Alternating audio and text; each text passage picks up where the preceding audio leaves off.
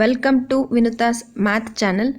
ಇದುವರೆಗೂ ಈ ಚಾನಲಲ್ಲಿ ನಾವು ಮ್ಯಾಥ್ಸ್ ರಿಲೇಟೆಡ್ DCETನಲ್ಲಿ ಮ್ಯಾಥ್ಸ್ ರಿಲೇಟೆಡ್ ಏನು ಕ್ವೆಶನ್ಸ್ ಏನು ಕೇಳ್ತಾರೆ, ಪ್ರೀವಿಯಸ್ ಇಯರಲ್ಲಿ ಏನು ಕೇಳಿದ್ರು ಮತ್ತು ಫಾರ್ಮುಲಾಸನ್ನು ಡಿಸ್ಕಸ್ ಮಾಡ್ತಾ ಬಂದಿದ್ದೀವಿ. ಹೌದಾ? DCETನಲ್ಲಿ ನಿಮಗೆ ಈ ಸಲ ಸಿಲೆಬಸ್ ಚೇಂಜ್ ಆಗಿದೆ. ಆ ಸಿಲೆಬಸ್ ಚೇಂಜ್ ಆಗಿರೋದ್ರಲ್ಲಿ ಈ subject project management skills subject theory subject. So ಅದರದ್ದು MCQsನ ನಾನು ಪ್ರೊವೈಡ್ ಮಾಡ್ತಿದ್ದೀನಿ. ಪ್ರತಿ ಚಾಪ್ಟರಿಂದ 50 ಕ್ವೆಶನ್ಸನ್ನು ಪ್ರೊವೈಡ್ ಮಾಡಬೇಕು ಅಂತ ಅಂದ್ಕೊಂಡಿದ್ದೀನಿ.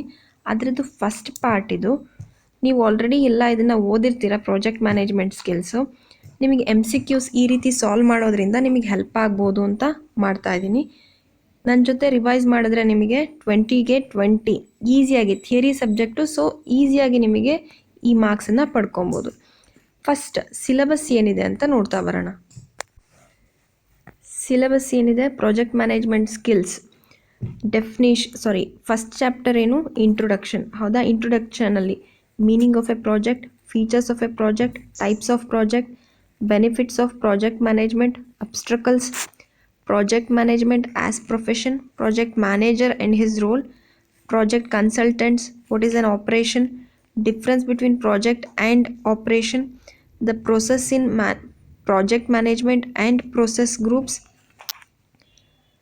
what is scope, difference between project group objectives and project scope. ಹೌದಾ? ಇಷ್ಟು ಸಿಲೆಬಸ್ ಇದೆ. ಇದರ ರಿಲೇಟೆಡ್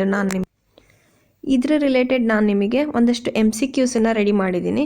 ಓಕೆ, ಸಾಲ್ವ್ ಮಾಡೋಕ್ಕೆ ಟ್ರೈ ಮಾಡಿ ಫಸ್ಟೇ ನೀವೇ. ನಿಮಗೆ ಒಂದು ವಿಡಿಯೋನ ಪಾಸ್ ಮಾಡಿ, ಫಸ್ಟು ಕ್ವೆಶನನ್ನು ಓದಿ ಪಾಸ್ ಮಾಡಿ, ಆಮೇಲೆ ಕರೆಕ್ಟ್ ಆನ್ಸರ್ ಏನಿದೆ ಅನ್ನೋದನ್ನು ಮುಂದಕ್ಕೆ ನೋಡಿ. ಓಕೆ, ಸೊ ನಿಮಗೆ ಹೆಲ್ಪ್ ಆಗುತ್ತೆ ಈ ವಿಡಿಯೋ ಸಾಲ್ವ್ ಮಾಡೋದ್ರಿಂದ.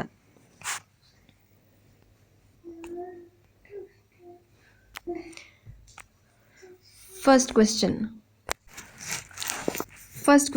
What is the meaning of a project? Project ಅಂದರೆ ಮೀನಿಂಗ್ ಏನು ಅಂತ ಕೇಳ್ತಿದ್ದಾರೆ. ಹೌದಾ?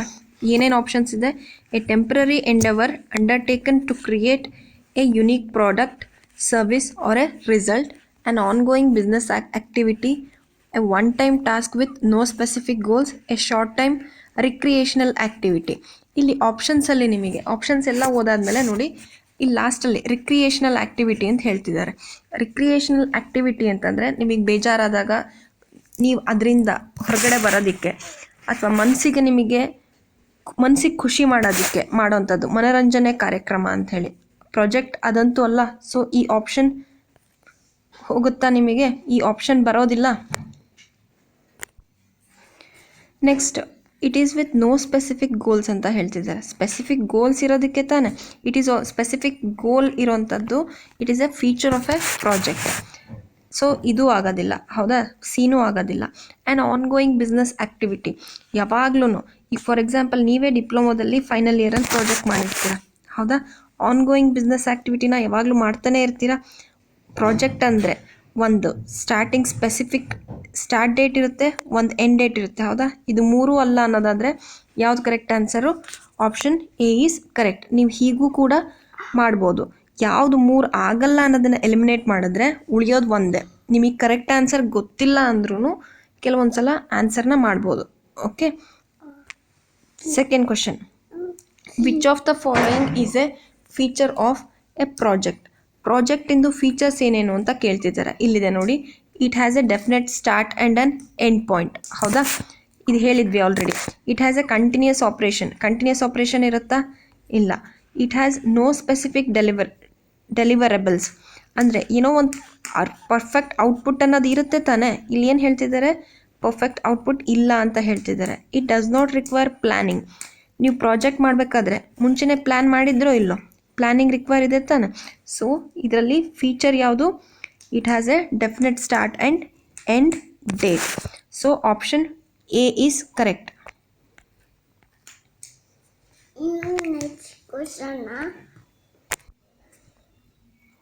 Which of the following is not a project? ಇದರಲ್ಲಿ ಪ್ರಾಜೆಕ್ಟ್ ಯಾವುದಲ್ಲ ಅಂತ ಕೇಳ್ತಿದ್ದಾರೆ. ರಿಸರ್ಚ್ ಆ್ಯಂಡ್ ಡೆವಲಪ್ಮೆಂಟ್ ಪ್ರಾಜೆಕ್ಟ್ ಕೇಳ್ತಿರ್ತೀವಿ. ಹೌದಾ? ಕರೋನಾ ಟೈಮಲ್ಲಿ ರಿಸರ್ಚ್ ಪ್ರಾಜೆಕ್ಟ್ಸ್ ನಡೀತಿದೆ ಅಂತ ಹೇಳ್ತಿದ್ವಿ. Construction project, civil work, manufacturing project, ಏನಾದರೂ ಒಂದು ಹೊಸದಾಗಿ ಮ್ಯಾನುಫ್ಯಾಕ್ಚರಿಂಗ್ ಕಂಡುಹಿಡಿತಾ ಇರ್ತಾರೆ. Operational project, operational project it is not a type of project. So option ಯಾವುದು? D is correct. Which of the following is a benefit of project management? Project ಮ್ಯಾನೇಜ್ಮೆಂಟಿಂದು benefit ಏನು ಅಂತ ಕೇಳ್ತಿದ್ದಾರೆ. Increased uncertainty. ಅನ್ಸರ್ಟನಿಟಿ ಅಂತಂದರೆ ಏನಾಗುತ್ತೋ ಏನೋ ಅಂಥೇಳಿ ಗೊತ್ತಿಲ್ಲದೆ ಇರೋದು. ಸರ್ಟನಿಟಿ ಅಂದರೆ ಶ್ಯೂರಾಗಿ ಇಂಥದ್ದು ಆಗೇ ಆಗುತ್ತೆ 100% ಅಂತ ಹೇಳ್ತೀವಲ್ಲ, ಅದನ್ನು ಸರ್ಟನ್ ಅಂತೀವಿ. ಅನ್ಸರ್ಟನ್ ಅಂತಂದರೆ ಏನು ಬೇಕಾದರೂ ಆಗ್ಬೋದು, ಮುಂದೆ ಏನಾಗುತ್ತೆ ಅಂಥೇಳಿ ಗೊತ್ತಿಲ್ಲ ಅಂಥೇಳಿ. ಪ್ರಾಜೆಕ್ಟ್ ಮ್ಯಾನೇಜ್ಮೆಂಟ್ ಮಾಡೋದ್ರಿಂದ ನಮಗೆ ಅನ್ಸರ್ಟನಿಟಿ ಜಾಸ್ತಿ ಆಗುತ್ತಾ? ಅಂದರೆ ಔಟ್ಕಮ್ ನಮಗೆ ಹಿಂಗೆ ಬರಬೇಕು ಅಂತ ಹೇಳ್ತಿರ್ತೀವಿ ತಾನೆ, ಅದು ಜಾಸ್ತಿ ಆಗುತ್ತಾ? ಔಟ್ಕಮ್ ಏನು ಬರುತ್ತೆ ಅನ್ನೋದು ನಮಗೆ ಗೊತ್ತಾಗೋದಿಲ್ಲ ಅನ್ನೋಂಥ ಕಂಟೆಂಟ್ ಜಾಸ್ತಿ ಆಗುತ್ತಾ? ಇಲ್ಲ. ಹೌದಾ? Reduced cost. ಪ್ರಾಜೆಕ್ಟ್ ಮ್ಯಾನೇಜ್ಮೆಂಟ್ ಮಾಡೋದ್ರಿಂದ ಕಾಸ್ಟ್ ರೆಡ್ಯೂಸ್ ಆಗುತ್ತೆ, ಇದು ಬೆನಿಫಿಟ್ಟಾ ಅಂತ ಹೇಳ್ತಿದ್ದಾರೆ. Next delay in delivery, reduced customer satisfaction. ಇವಾಗ ಒಂದು ಮನೆ ಕಟ್ತಿದ್ದೀವಿ ಅಂತ ಅಂದ್ಕೊಳ್ಳಿ, ಇನ್ಕ್ರೀಸ್ಡ್ ಅನ್ಸರ್ಟನಿಟಿ ಅಂತೂ ಜಾಸ್ತಿ ಆಗೋದಿಲ್ಲ. ಹೌದಾ? ಒಂದು ಕರೆಕ್ಟಾಗಿ ನಾವು ಪ್ಲ್ಯಾನಿಂಗ್ ಆಗಿ ಮಾಡಿದ್ರೆ ಅನ್ಸರ್ಟನಿಟಿ ಜಾಸ್ತಿ ಆಗಲ್ಲ, ಕಾಸ್ಟ್ ರೆಡ್ಯೂಸ್ ಆಗುತ್ತೆ, ಕಡಿಮೆ ಖರ್ಚಲ್ಲಿ ನಾವು ಮಾಡ್ಬೋದು. ಡಿಲೇ ಇನ್ ಡೆಲಿವರೀಸ್, ಇಂಥ ದಿನದಲ್ಲಿ ಮುಗಿಬೇಕು ಅಥವಾ ಈ ಟೈಮಿಗೆ ಮುಗಿಬೇಕು ಅಂತಂದರೆ ಆ ಟೈಮ್ ಒಳಗಡೆ ಪರ್ಫೆಕ್ಟಾಗಿ ಮುಗ್ಸೋಕ್ಕೆ ಟ್ರೈ ಮಾಡ್ತೀವಿ. ರೆಡ್ಯೂಸ್ಡ್ ಕಸ್ಟಮರ್ ಸ್ಯಾಟಿಸ್ಫ್ಯಾಕ್ಷನ್, ನಮಗೇನಾದರೂ ಒಂದು ಪ್ರಾಜೆಕ್ಟ್ ಮ್ಯಾನೇಜ್ಮೆಂಟ್ ಮಾಡೋದ್ರಿಂದ ಕಸ್ಟಮರ್ ಸ್ಯಾಟಿಸ್ಫ್ಯಾಕ್ಷನ್ ಕಡಿಮೆ ಆಗುತ್ತಾ? ಇಲ್ಲ. ಕಸ್ಟಮರ್ ಸ್ಯಾಟಿಸ್ಫ್ಯಾಕ್ಷನ್ ಏನಾಗುತ್ತೆ? ಜಾಸ್ತಿ ಆಗುತ್ತೆ. ಪ್ರಾಜೆಕ್ಟ್ ಮ್ಯಾನೇಜ್ಮೆಂಟ್ ಮಾಡೋದ್ರಿಂದ ಬೆನಿಫಿಟ್ಸ್ ಏನಾಗುತ್ತೆ?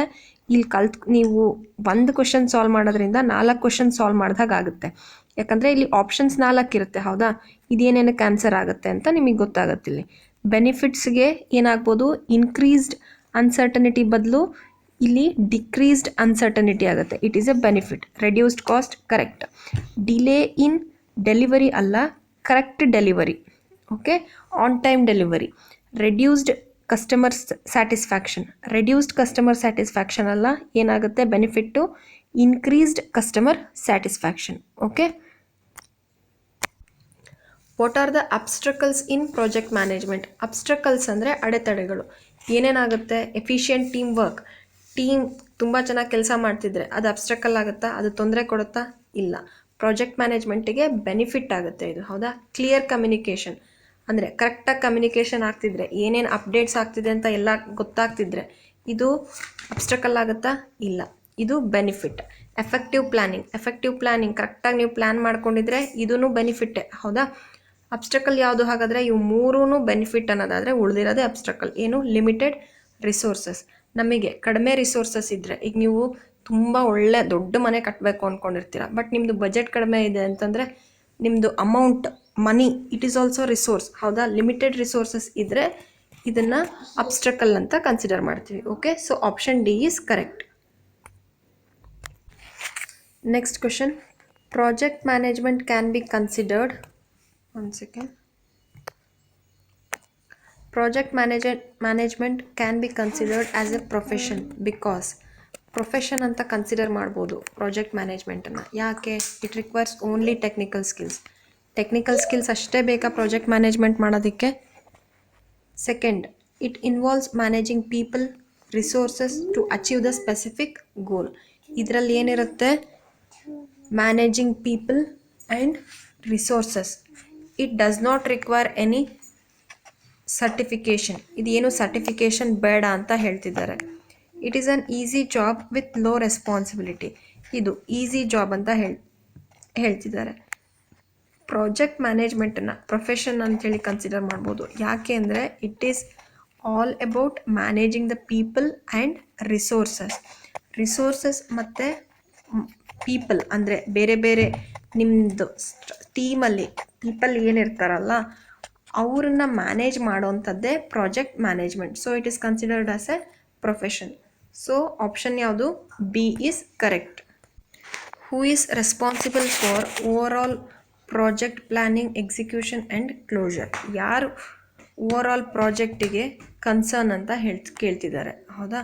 ಯಾರಿರ್ತಾರೆ? Project coordinator, project sponsor, project manager or project consultant. Planning, execution, closure ಎಲ್ಲ ಮಾಡೋವಂಥದ್ದು project manager. So who is responsible? Option C, project manager. What is the role of a project manager? Project ಮ್ಯಾನೇಜರಿಂದು role ಏನು ಅಂತೇಳಿ ಕೇಳ್ತಿದ್ದಾರೆ. ಹೌದಾ? Providing technical expertise, allocating the resources and managing the risks, handling financial audits, solely responsible for project deliverables. ಏನೇನು ಮಾಡ್ತಾರೆ ಇವರು? Main ರಿಸೋರ್ಸಸ್ಸನ್ನು allocate ಮಾಡ್ತಾರೆ, ಮತ್ತು ಏನೇ ರಿಸ್ಕ್ ಬಂದ್ರೂ, ಫಾರ್ ಎಕ್ಸಾಂಪಲ್ ಇನ್ 10 ಡೇಸಲ್ಲಿ ಡೆಲಿವರಿ ಇದೆ, ಇನ್ನೂ ಪ್ರಾಜೆಕ್ಟ್ ಕಂಪ್ಲೀಟ್ ಆಗಿಲ್ಲ ಅಂತಂದರೆ ಬೇರೆ ಬೇರೆ ಟೀಮನ್ನು, ತುಂಬ ಜನನ್ನ ಅಲೋಕೇಟ್ ಮಾಡಿ ಆನ್ ಟೈಮ್ ಡೆಲಿವರಿ ರೆಡಿ ಇರಬೇಕು ಅಂಥೇಳಿ ರಿಸೋರ್ಸಸ್ಸನ್ನೆಲ್ಲ ಮ್ಯಾನೇಜ್ ಮಾಡ್ತಾರೆ. So managing risk and allocating the resources, it is the role of project manager. Project consultants are brought in to. Project ಕನ್ಸಲ್ಟೆಂಟ್ಸನ್ನು ಯಾಕೆ ತೊಗೊಂಬರ್ತೀವಿ ಆ ಪ್ರಾಜೆಕ್ಟಿಗೆ? Take over the role of project manager. Project manager ಪೋಸ್ಟನ್ನು ತೆಗೆದು project ಕನ್ಸಲ್ಟೆನ್ಸಿಗೆ ಕೊಡ್ತೀವ, ಆ ವರ್ಕನ್ನು ನೀವು ಮಾಡಿ ಅಂಥೇಳಿ? ಇಲ್ಲ. ಹೌದಾ? Provide advice and expertise to the project team. Project team ಇರುತ್ತಲ್ಲ, ಅವರಿಗೆ ಒಂದು ಅಡ್ವೈಸ್ ಮಾಡೋಕ್ಕೆ ಅಥವಾ ಎಕ್ಸ್ಪರ್ಟೀಸ್ ನಾಲೆಡ್ಜ್ ಇರುತ್ತೆ ಕನ್ಸಲ್ಟೆನ್ಸಿಗೆ. ಕನ್ಸಲ್ಟೆನ್ಸಿಗೆ ಹೋಗಿ ಕೇಳ್ತೀರಾ, ಹೌದಾ, ಹೇಗೆ ಮಾಡಬೇಕು ಏನು ಅಂಥೇಳಿ ಪ್ರಾಜೆಕ್ಟ್ಸನ್ನು. ಸೊ ಕರೆಕ್ಟ್ ಆಪ್ಷನ್ ಏನಾಗುತ್ತೆ ಇಲ್ಲಿ? B, provide advice and expertise to the project team. Next option ಹಾಗೆ ನೋಡೋಣ. Execute the project tasks on behalf of team. Team ಬದಲು ಇವರೇ ಎಕ್ಸಿಕ್ಯೂಟ್ ಮಾಡ್ತಾರಾ ಪ್ರಾಜೆಕ್ಟ್ ಕನ್ಸಲ್ಟೆಂಟ್ಸು? ಇಲ್ಲ. Focus only on administrative task. ಬರೀ administrative ಟಾಸ್ಕ್ಸನ್ನೇ ನೋಡ್ಕೊತಾರ ಇವರು ಪ್ರಾಜೆಕ್ಟ್ ಕನ್ಸಲ್ಟೆಂಟ್ಸು? ಇಲ್ಲ. ಕನ್ಸಲ್ಟೆನ್ಸಿ ಅಂದ ತಕ್ಷಣ ನಾವೇನೇ ಅಡ್ವೈಸ್ ಬೇಕು ಅಂದರೆ ಹೋಗೋದು, ಹೌದಾ? So to provide the advice and expertise to the project team. Option B is correct. What is an operation in the context of business? ಬಿಸ್ನೆಸ್ಸಲ್ಲಿ ಆಪರೇಷನ್ ಅಂದರೆ ಏನು? It is nothing but, options ನೋಡೋಣ first. A temporary endeavour with a unique outcome. ಟೆಂಪ್ರರಿಯಾಗಿ ಮಾಡೋವಂಥದ್ದು ಅಂತ ಹೇಳ್ತಿದ್ದಾರೆ operation. Operation ಅಂದರೆ ಟೆಂಪ್ರರಿಯಾಗಿ ಮಾಡೋವಂಥದ್ದಲ್ಲ. A continuous and repetitive business activity. Operation ಅಂದರೆ ಕಂಟಿನ್ಯೂಸ್ ಆಗಿ ಅದು ಪ್ರೊಸೆಸ್ಸಲ್ಲಿ ಇದ್ದೇ ಇರುತ್ತೆ. ರಿಪಿಟೇಟಿವ್ ಅಂದರೆ ಮತ್ತು ಅದೇ ಪ್ರೊಸೆಸ್ಸನ್ನು ಮಾಡೋವಂಥದ್ದು. A project with no specific goals.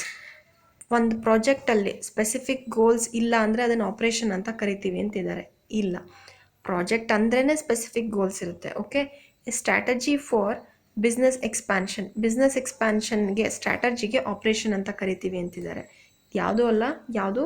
A continuous and repetitive business activity. Repetitive business ಆ್ಯಕ್ಟಿವಿಟಿಗೆ ಏನು ಹೇಳ್ತಾರೆ? ಆಪ್ರೇಷನ್ ಅಂತ ಕರೀತಾರೆ. ಓಕೆ. ಇದುವರೆಗೂ ನಾವು 10 ಕ್ವೆಶ್ಚನ್ಸನ್ನು ಸಾಲ್ವ್ ಮಾಡಿದ್ದೀವಿ. ನೆಕ್ಸ್ಟ್ 10 ಕ್ವೆಶನ್ಸ್ ಇದೆ, ಅದನ್ನು ನೆಕ್ಸ್ಟ್ ವೀಡಿಯೋನಲ್ಲಿ ಸಾಲ್ವ್ ಮಾಡ್ತೀವಿ. ಓಕೆನಾ? ಇದು ನಿಮಗೆ ಅರ್ಥ ಆಗ್ತಿದೆ ಅಂತ ನಾನು ಅಂದ್ಕೊತೀನಿ. ಈ ರೀತಿ MCQs ಕ್ವೆಶ್ಚನ್ಸು ಪ್ರತಿ ಚಾಪ್ಟ್ರಿಂದನೂ 40 to 50 ಕ್ವೆಶನ್ಸ್ ಮಾಡೋಣ ಅಂದ್ಕೊಂಡಿದ್ದೀನಿ. ಅದರದ್ದು ಟ್ರಯಲ್ ಆಗಿ ಈ ವಿಡಿಯೋ ಮಾಡಿರೋವಂಥದ್ದು. ನಿಮಗೆ ಈ ರೀತಿ ವಿಡಿಯೋ ಹಾಕಬೇಕು, ಅಪ್ಲೋಡ್ ಮಾಡಬೇಕು, ಇದರಿಂದ ನಿಮಗೆ ಯೂಸ್ ಆಗ್ತಿದೆ ಅನ್ನೋ ಥರ ಅನಿಸಿದ್ರೆ ಕಮೆಂಟ್ ಸೆಕ್ಷನಲ್ಲಿ ಶೇರ್ ಮಾಡಿ. ನಾನು ಇದೇ ಥರ ಈ ಚಾಪ್ಟ್ರಿಂದು ಫುಲ್ ಎಲ್ಲ ಕ್ವೆಶ್ಚನ್ಸನ್ನು ನಾನು ಅಪ್ಲೋಡ್ ಮಾಡ್ತೀನಿ. ಓಕೆ. Thanks for watching.